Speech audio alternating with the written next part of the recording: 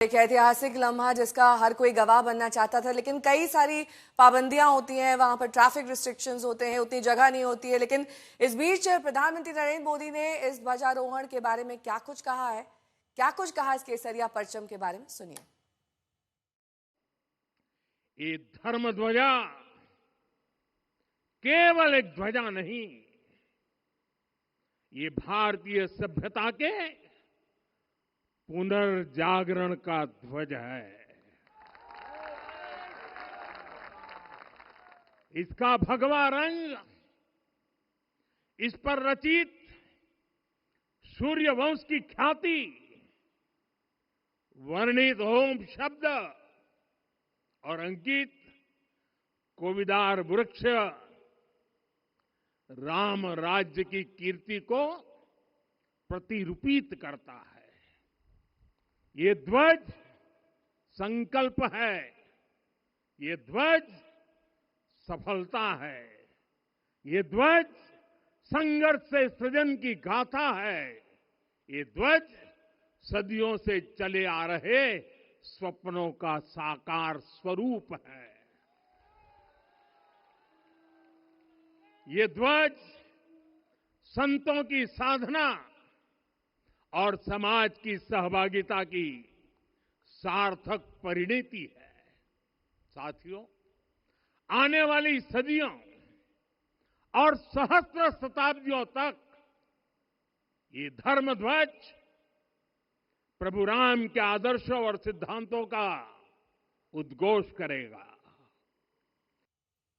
श्वेता सिंह और कुमार अभिषेक दोनों हमारे साथ मौजूद हैं, लेकिन श्वेता का रुख करते हुए, श्वेता, आप तो सुबह से ये ध्वजारोहण, पूरा कार्यक्रम, उसकी अहमियत, इसका मुहूर्त, तमाम बारीकियां बता रही हैं, लेकिन इस बीच अब जब ये पूर्ण हो चुका है, वहां पर आप कई लोगों से भी बातचीत कर रही थी, सबको तो एंट्री नहीं मिली, कुछ अभी भी इंतजार कर रहे हैं, उसके बाद वो दर्शन करेंगे और आज खास मौका भी है, खास मुहूर्त है। उन लोगों की क्या कामना है? सिर्फ ध्वजारोहण और उसके बाद अंदर मंदिर के दर्शन, या फिर इसकी कोई पूरी प्रक्रिया है जो वो पूरा करना चाहते हैं और तभी उनकी मनोकामना पूर्ण होगी? नहीं, विशेष रूप से आज बिहार की महिलाएं बहुत आती हैं और आप देख के ही समझ जाएंगी, क्योंकि वो केसरिया सिंदूर टीक टीक के सब आती हैं कि अपने दामाद को एक नजर देख के यहाँ से जाएंगी। तो वो सब तो यहाँ पर सुबह से आ रही थी, बहुतों को क्योंकि गांव से आ रही हैं, देहात से, उनको पता नहीं कि आज प्रधानमंत्री आ रहे हैं तो दोपहर बाद दर्शन होगा, लेकिन उनको कोई दिक्कत नहीं था, सब जाकर दशरथ महल में कनक भवन में बैठ गई जहां से राम बारात निकलेगी। लेकिन आप बताइए, आपकी कथाओं के जरिए राम जी के जीवन को सब समझते हैं। आज आप जब भीतर थे, प्रधानमंत्री का उद्बोधन था, मोहन भागवत जी का था, योगी जी का था, क्या सब महसूस कर रहे थे आप लोग वहां पर बैठे? आज ध्वजा फहराया जाना था, लगना था, स्थापना था। ऐसा लग रहा था कि मानो त्रेता कालीन युग में बैठे हुए हैं।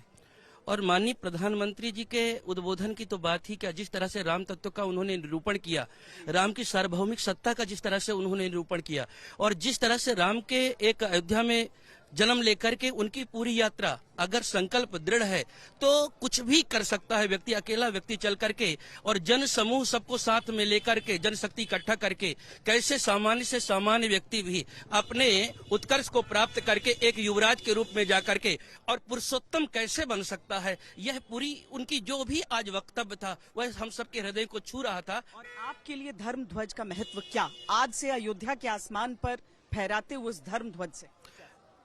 एक चीज सबसे अच्छी बात प्रधानमंत्री जी के शब्द से जो हम सबके मन में विचार में था कि जिस देश की संस्कृति नष्ट हो जाती है, देश नष्ट हो जाता है। आज भी उन्होंने 190 वर्ष पूर्व मैकाले का जिक्र करते हुए कहा, एक विदेशी ने आकर के हमारी संस्कृति को तोड़ने के लिए पूरा देश विखंडित कर दिया।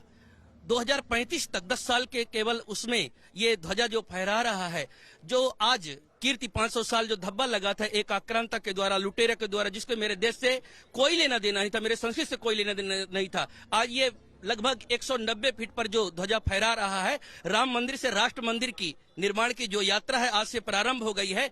और अब हम लोग जो काम करेंगे, अपने देश की संस्कृति को, गुलामी की दास्ता को मिटाकर अपने देश के संस्कृति के लिए काम करेंगे, अपने देश के धरोहर के लिए लगातार हम लोग काम करेंगे। धर्म है, सनातन तो है, लेकिन राष्ट्र है साथ। राष्ट्र ही साथ में है। राम और राष्ट्र पर्याय हैं दोनों।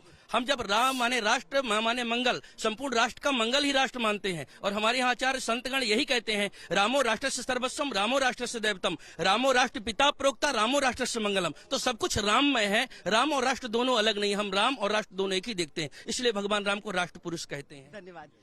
यहाँ पर सब लोग, सब वर्गों से सबको भीतर जाने का मौका मिला है और एक एक करके सब धीरे धीरे निकल कर आ रहे हैं। दर्शन दूर से कर ली, सबने कर लिया ना दर्शन? जी जी हाँ, जी दर्शन भी हो गया, प्रधानमंत्री से भी मिल लिए सब। जी जी हाँ? जी जी और धर्म ध्वजा को भी देख जी। ऐतिहासिक क्षण। ऐतिहासिक क्षण था और निश्चित रूप से ये जो आंदोलन हुआ, जिन लोगों ने बलिदान दिया है, जिन लोगों ने तपस्या की है, आज उनकी जो है परिणति फलीभूत हो रही है।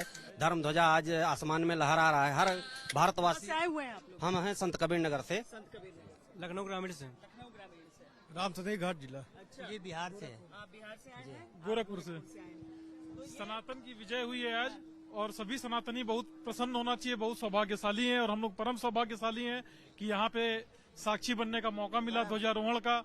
और इसके पूर्व 22 जनवरी को भी आने का सौभाग्य प्राप्त हुआ। हम लोग विशेष ठाकुर जी की कृपा है कि इतने बड़े उत्सव के लिए, और माननीय प्रधानमंत्री जी, मुख्यमंत्री सब साधुवाद के पात्र हैं कि उनके कार्यकाल में उन्होंने जो कहा और वो करके दिखाया। तो यहाँ पर सब लोग बहुत कहा करते रहे नेहा कि प्रतीक्षा है, पता नहीं अपने जीवन में इस बार देख पाएंगे कि नहीं देख पाएंगे। लेकिन देखिए, जब प्राण प्रतिष्ठा हुई उस समय के दो लोग आज की तारीख में नहीं है। उसमें जो रामलला के पुजारी हुआ करते थे, महंत सत्येंद्र दास और राजा अयोध्या, दो लोग नहीं है उनमें से, लेकिन उन दोनों ने भी अपने जीवन काल में कहा कि हमने निर्माण देख लिया। आज बाकियों ने ये कहा कि यहाँ पर देखिए, हम तो थे, हम लाइव यहाँ पर किस तरीके से ध्वज का आरोहण हो रहा था वो हम लगातार यहाँ से देख रहे थे और दिखा रहे थे। तो अभी तक मंदिर का शिखर थोड़ा सा अधूरा सा दिखता था अपने पूर्ण निर्माण के बावजूद, वो आज पूर्ण रूप में इस प्रकार नजर आ रहा है। मंदिर पूर्ण हो गया है, मंदिर की पूरी प्रक्रिया पूर्ण हो चुकी है।